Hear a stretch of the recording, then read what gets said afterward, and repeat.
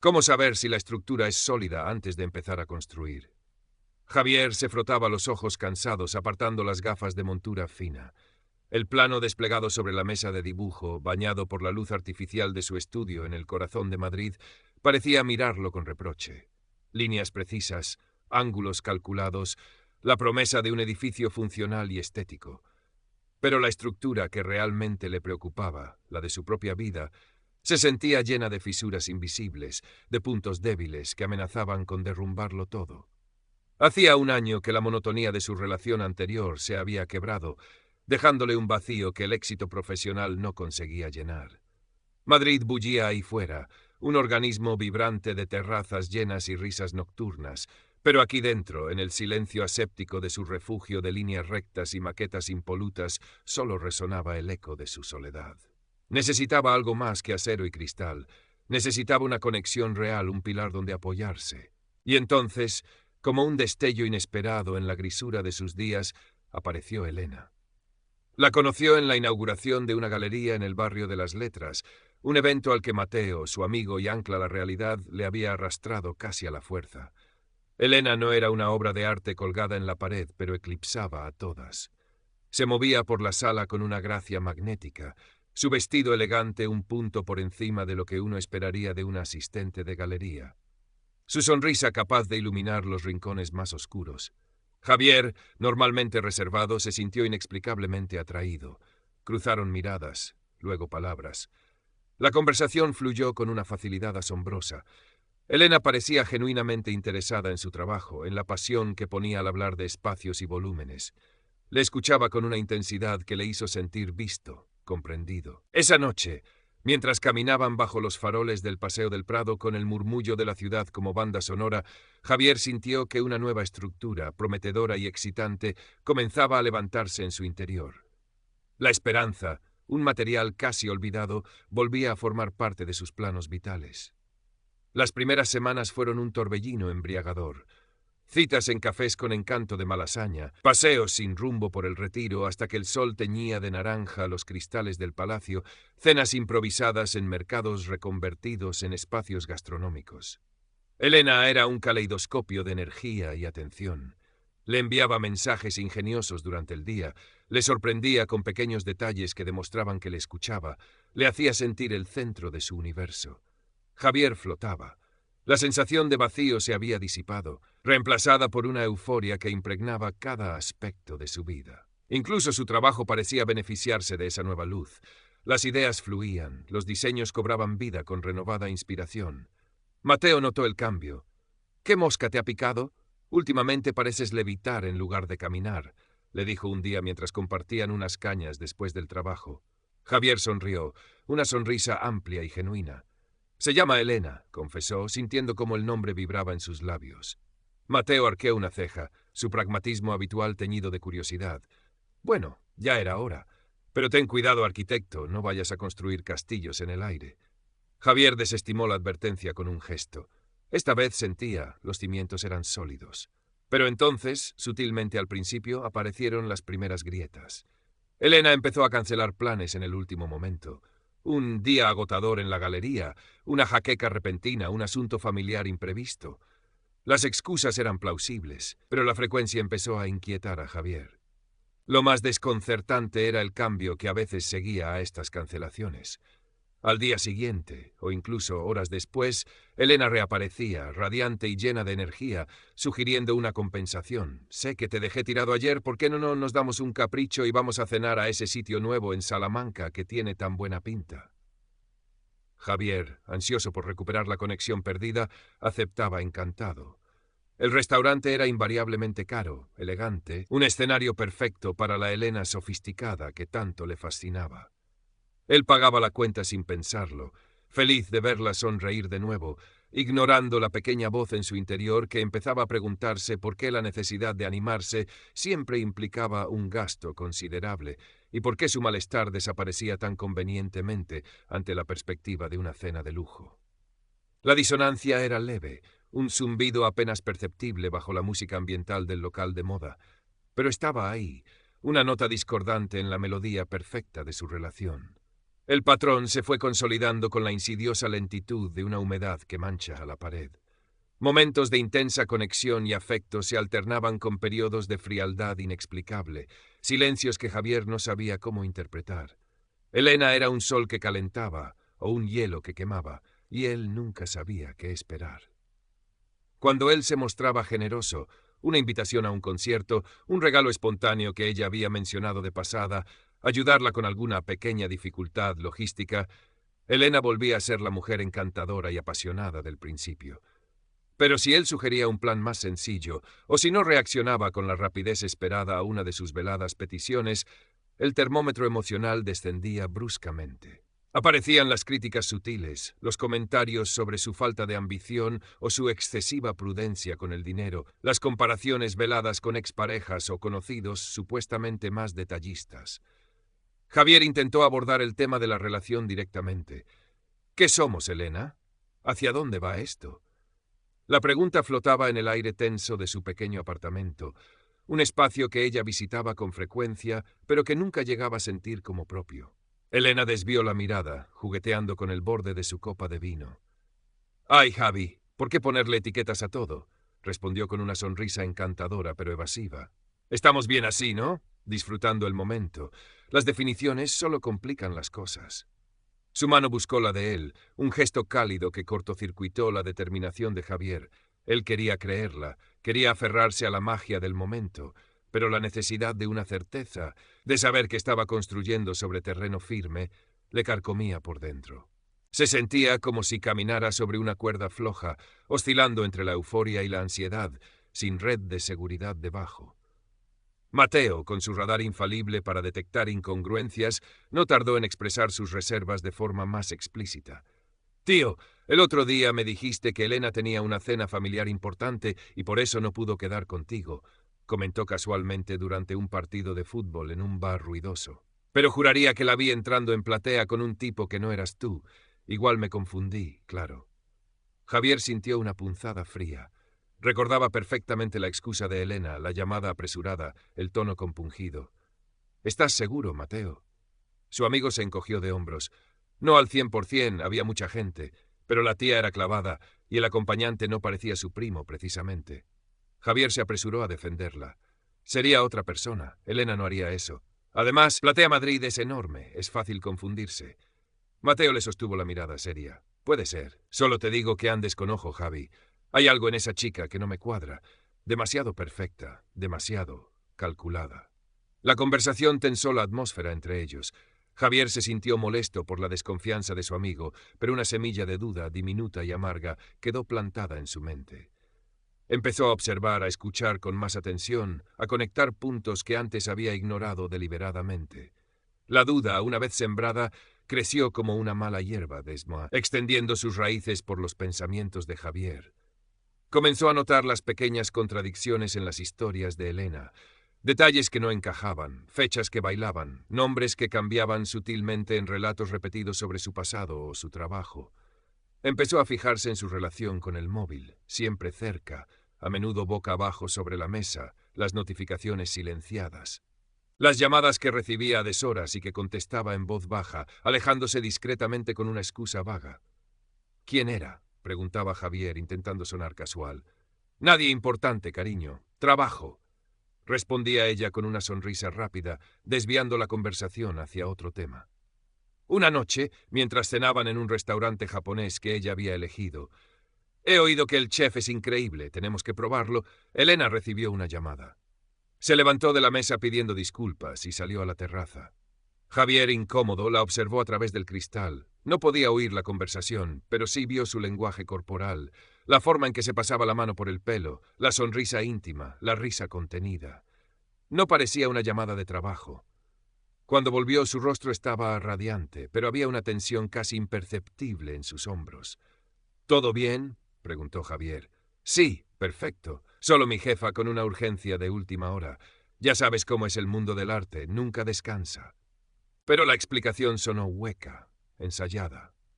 Javier empezó a investigar, sintiéndose un poco culpable, como un intruso en una vida que se suponía compartida.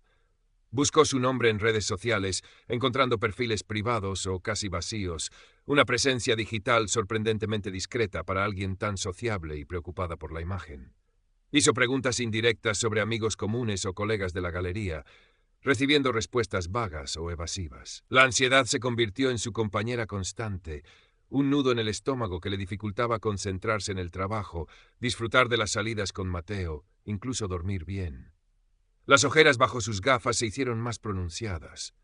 Se encontraba repasando conversaciones mentalmente, analizando cada palabra, cada gesto de Elena, buscando un significado oculto, una confirmación de sus temores o, desesperadamente, una prueba de que todo estaba en su cabeza, que era él quien estaba saboteando la relación con sus inseguridades. El arquitecto que diseñaba estructuras sólidas se sentía perdido en un laberinto emocional sin planos ni salida aparente. Entonces llegó la emergencia. Elena apareció una tarde en su estudio, algo poco habitual en ella, con los ojos enrojecidos y una expresión de angustia controlada. Se sentó en el borde de una de las sillas de diseño, rechazando el café que Javier le ofreció. «Ha pasado algo horrible, Javi», empezó con voz temblorosa. Siguió un relato confuso pero dramático sobre un problema familiar grave. Su madre enferma, una deuda inesperada, una amenaza de desahucio. La versión variaba ligeramente cada vez que Javier intentaba aclarar los detalles. La conclusión era siempre la misma. Necesitaba una suma importante de dinero, y la necesitaba ya. «No sé a quién más recurrir», dijo, mirándole con una vulnerabilidad que desarmó por completo a Javier. «Eres la única persona en la que confío». Javier sintió una oleada de protección, el deseo instintivo de arreglarlo todo, de ser su caballero andante. Pero la duda persistía, un contrapunto incómodo a su empatía. La cantidad era considerable, casi todos sus ahorros disponibles. Recordó las advertencias de Mateo, las inconsistencias, el secretismo con el móvil. «¿Estás segura de que no hay otra solución, Elena? ¿Has hablado con tu familia, con el banco?» Ella negó con la cabeza, lágrimas silenciosas rodando por sus mejillas perfectamente maquilladas. «Es complicado. Mi familia, no podemos contar con ellos, y los bancos tardarían demasiado». Su mano encontró la suya sobre la mesa de dibujo, sus dedos fríos aferrándose a los de él. «Por favor, Javi, te lo devolveré en cuanto pueda, lo juro. Significaría todo para mí, para nosotros». La palabra «nosotros» resonó en el silencio del estudio. Era la primera vez que la usaba con tanta convicción, justo en ese momento de necesidad. ¿Era una táctica o una confesión sincera de que él era su pilar? Javier luchó contra su conflicto interno. Su lado racional le gritaba que pidiera pruebas, que investigara, que no se dejara llevar por la emoción. Pero su corazón, o quizás su ego, anhelaba ser el salvador, el hombre indispensable en la vida de Elena. Quería creer en sus lágrimas, en su promesa. Quería que esa emergencia fuera el catalizador que solidificara su relación, que disipara las dudas. Tomó una decisión ahogando la voz de la prudencia. «Tranquila, Elena. Te ayudaré. Lo solucionaremos juntos».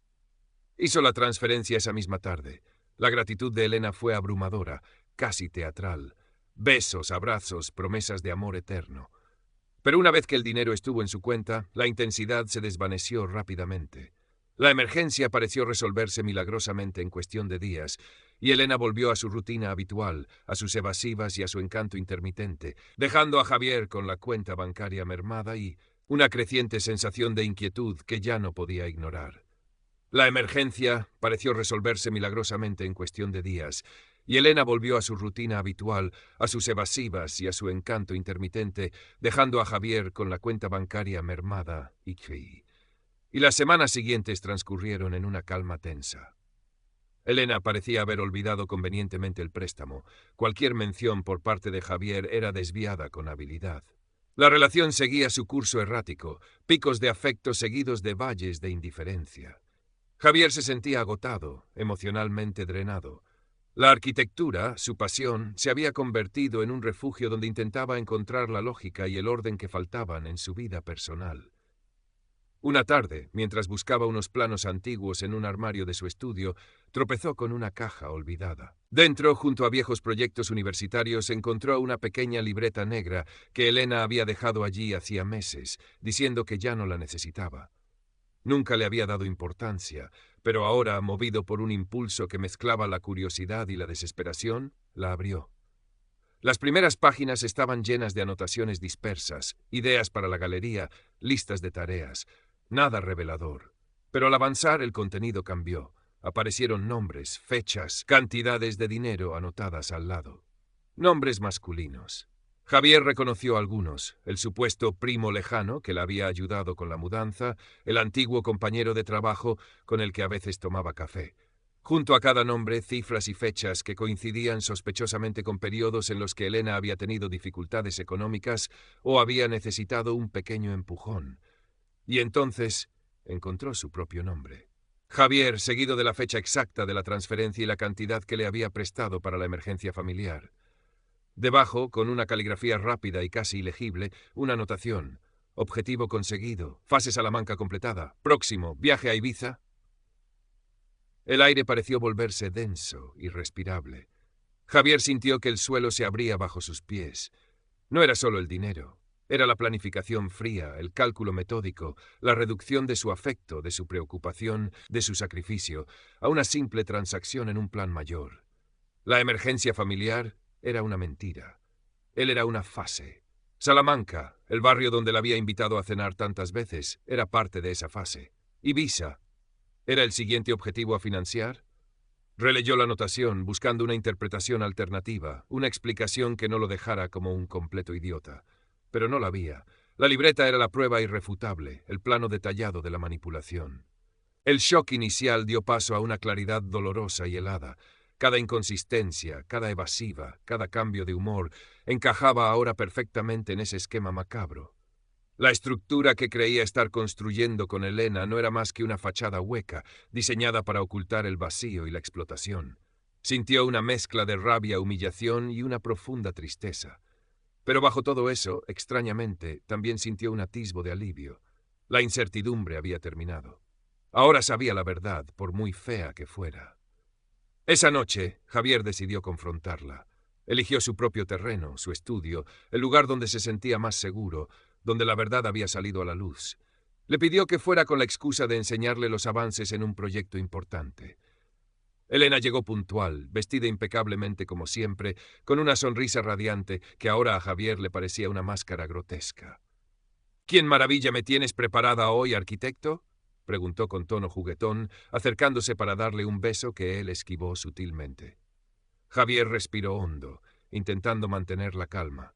Colocó la libreta negra sobre la mesa de dibujo, abierta por la página fatídica. «¿Recuerdas esto, Elena?». Ella miró la libreta, y por una fracción de segundo una sombra de pánico cruzó sus ojos antes de ser reemplazada por una expresión de confusión calculada. «¿Mi vieja libreta? ¿Qué hace esto aquí?». «Pensé que la había tirado». «La encontré», dijo Javier, su voz firme a pesar del temblor interior. «Y encontré esto». Señaló la anotación con su nombre. El silencio se espesó. Elena intentó reír, un sonido forzado y nervioso. «Ah, eso son solo notas tontas, ideas locas que apunto. No significan nada, Javi». «No parecen notas tontas, Elena. Parece un plan donde yo soy una fase para financiarte cenas en Salamanca y aparentemente un viaje a Ibiza». La cara de Elena cambió. La confusión dio paso a la indignación. «¿Cómo te atreves? Has estado espiando mis cosas personales. No me puedo creer que desconfíes así de mí». Era la clásica táctica de contraataque, desviar la culpa, presentarse como la víctima. Pero Javier ya no caía en la trampa. No desconfiaba, Elena, confiaba ciegamente, hasta que las piezas empezaron a no encajar, hasta que encontré esto. Su voz se mantuvo estable, aunque el corazón le latía con fuerza contra las costillas. La emergencia familiar, el dinero, todo era mentira, ¿verdad? Elena intentó una nueva estrategia, las lágrimas. Sus ojos se llenaron de humedad, su labio inferior tembló. «No entiendes mi situación, Javi. Mi vida es más complicada de lo que piensas. Sí, a veces he tenido que ser creativa para salir adelante, pero lo que siento por ti es real». Se acercó, intentando tocarle el brazo. Javier retrocedió instintivamente. «No, Elena, no lo es. Si fuera real, no habrías planeado cómo utilizarme. No me habrías mentido así». La máscara de Elena se resquebrajó por completo. Las lágrimas desaparecieron tan rápido como habían llegado, reemplazadas por una frialdad cortante. «¿Y qué esperabas? ¿Que me enamorara perdidamente de un arquitecto aburrido que cuenta cada euro? Necesito a alguien que me dé la vida que merezco. Si tú fuiste lo bastante ingenuo para creer que eras especial, Ese es tu problema. La crueldad de sus palabras fue como un golpe físico, pero también confirmó la verdad de forma definitiva. La mujer que él creía amar no existía. Era una construcción, una fachada tan elaborada como cualquiera de sus planos, pero infinitamente más peligrosa. La confrontación final, la caída de la última máscara, dejó a Javier con una sensación de vacío, pero también con una extraña serenidad. Ya no había lucha interna, ya no había disonancia. La imagen idealizada de Elena se había hecho añicos, y lo que quedaba era la cruda realidad de la manipulación. «Se acabó, Elena», dijo, su voz apenas un susurro, pero cargada de una finalidad inquebrantable. «Coge tus cosas y vete. No quiero volver a verte». La reacción de Elena fue una mezcla de despecho e indiferencia calculada. «¿Así de fácil? ¿Después de todo lo que hemos compartido?», escupió la palabra con sarcasmo. «¿Sabes qué? Me haces un favor». Ya empezaba a aburrirme de todas formas. Recogió su bolso de diseño del suelo, se ajustó la chaqueta con un gesto estudiado y caminó hacia la puerta sin mirar atrás. No hubo más lágrimas, ni súplicas, ni siquiera rabia genuina. Solo un frío desdén que confirmaba, por si quedaba alguna duda, la absoluta falta de afecto real. La puerta se cerró tras ella con un clic seco, dejando un silencio denso y pesado en el estudio. Javier se quedó inmóvil durante largos minutos mirando la puerta cerrada, el espacio vacío donde ella había estado. El dolor estaba ahí, una punzada sorda en el pecho, la herida de la traición y la humillación. Pero por encima del dolor empezaba a filtrarse una sensación de alivio, de liberación. Era como si le hubieran quitado un peso enorme de encima, el peso de la duda constante, de la ansiedad, de la esperanza tóxica. Se acercó a la ventana. Madrid seguía ahí fuera, indiferente a su drama personal, con sus luces parpadeantes y su murmullo constante. Pero ahora la veía con otros ojos. Ya no era un recordatorio de su soledad, sino un lienzo en blanco, lleno de posibilidades. Llamó a Mateo. No necesitó dar muchas explicaciones. «Se acabó», dijo simplemente. «¿Estás bien, tío?», preguntó Mateo, su voz llena de una preocupación genuina que contrastaba dolorosamente con la falsedad de Elena. «Lo estaré», respondió Javier, y por primera vez en mucho tiempo sintió que era verdad.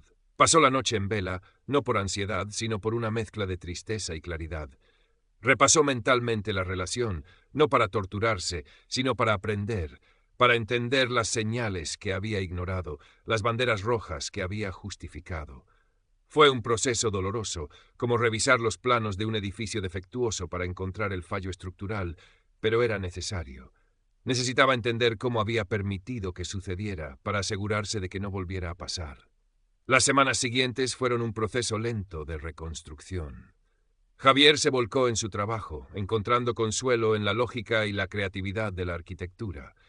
Rediseñó parte de su estudio, cambiando la disposición de los muebles, deshaciéndose de cualquier objeto que le recordara a Elena, reclamando el espacio como suyo. Pasó más tiempo con Mateo, cuya amistad incondicional fue un bálsamo.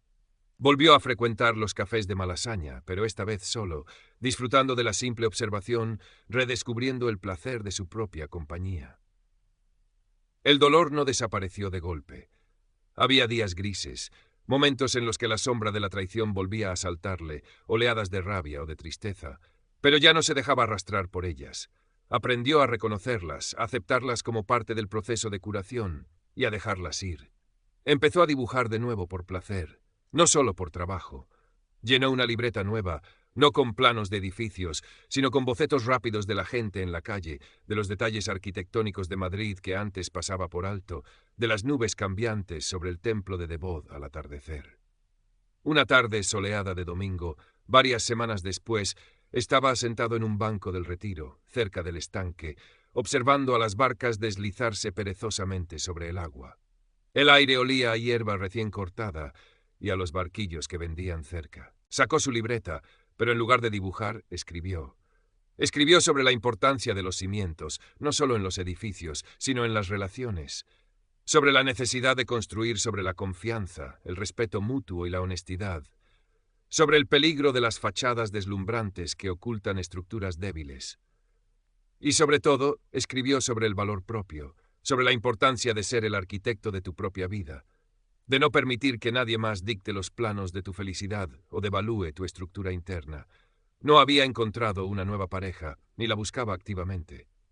pero ya no sentía el vacío de antes. La soledad ya no era una carga, sino un espacio para conocerse mejor, para fortalecer sus propios muros antes de volver a abrir las puertas. Miró a su alrededor, a las familias riendo, a las parejas paseando, a los amigos charlando animadamente. Madrid seguía siendo vibrante, pero ahora él también se sentía parte de esa vibración, no como un espectador anhelante, sino como un participante tranquilo y consciente de su propio valor. Levantó la vista hacia el cielo azul intenso, respiró hondo el aire limpio del parque y por primera vez en mucho tiempo sonrió. Una sonrisa serena, sin artificios. La estructura interna, aunque magullada, se mantenía firme, y estaba lista para empezar a construir de nuevo, esta vez sobre roca sólida. Javier cerró la libreta con cuidado. El sol de la tarde doraba las copas de los árboles y arrancaba destellos del agua del estanque. A lo lejos, el palacio de cristal brillaba como una promesa. Se levantó del banco sintiendo una ligereza que no recordaba haber experimentado. No era la euforia febril que le había provocado Elena al principio, sino una calma profunda, una sensación